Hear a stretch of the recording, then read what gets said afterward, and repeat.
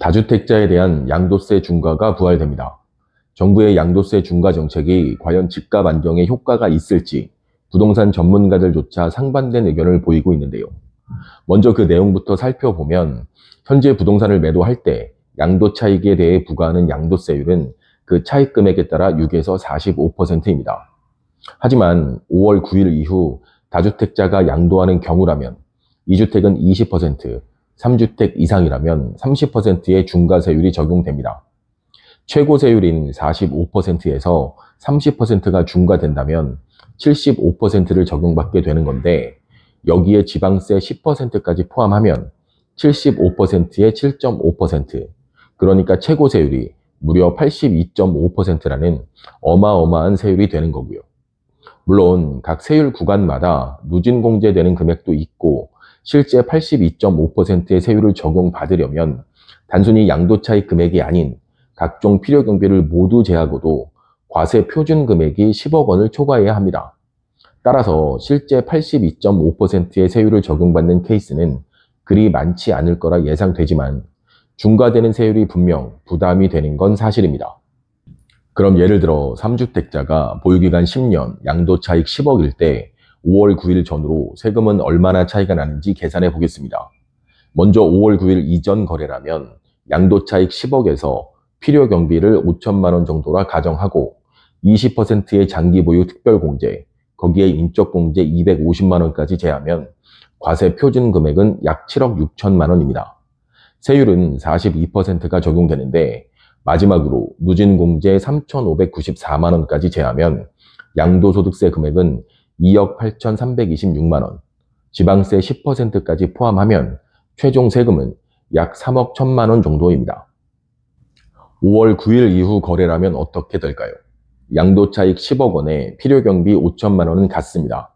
하지만 다주택 중과가 적용되면 장기 보유 특별공제를 받을 수 없고 기본공제 250만 원만 받을 수 있기 때문에 과세 표준 금액은 9억 4,750만 원이 됩니다.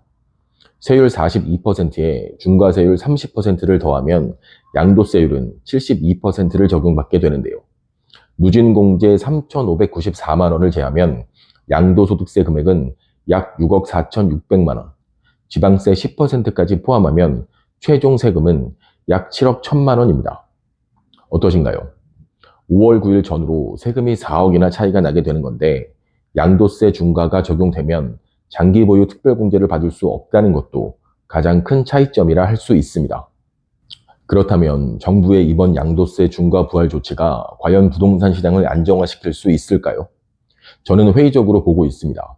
물론 강남과 한강벨트 지역에서도 매물이 늘어나고 있고 호가를 낮춰서 다시 매물을 내놓는 집주인들도 있다고는 하지만 전반적인 부동산 시장의 변화가 있다고 보기엔 아직은 부족하다 판단되기 때문입니다. 하지만 무주택 실수요자 분들이라면 앞으로의 부동산 시장이 어떤 방향으로 흘러가게 될지 관심을 갖고 지켜볼 필요가 있습니다. 정부는 다음 스텝으로 임대사업자에 대한 부동산 대출도 손보려고 하고 있는데요. 지금까지는 대출 만기일이 다가와도 다시 대출 기간 연장이 가능했지만 이재명 대통령이 은행의 이런 관행을 직접 지적하면서 변화를 예고하고 있습니다. 또 보유세 인상 카드도 만지작거리고 있는데 역대 어느 정부도 하지 못한 보유세 인상 카드이지만 이재명 정부의 부동산 정책 방향을 본다면 역시 안심할 수는 없어 보입니다. 현재의 부동산 시장은 그야말로 혼돈 속에 빠져 있는 것 같습니다.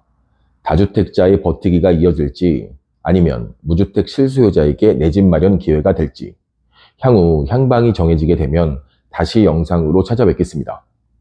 그리고 한 가지만 더 말씀드리면 양도세 중과는 조정지역 내 다주택자에게만 적용되는 거라 비규제 지역이라면 5월 9일 이후라도 일반 세율이 그대로 적용된다는 점 참고하시길 바랍니다. 지금까지 미소부동산이었습니다. 감사합니다.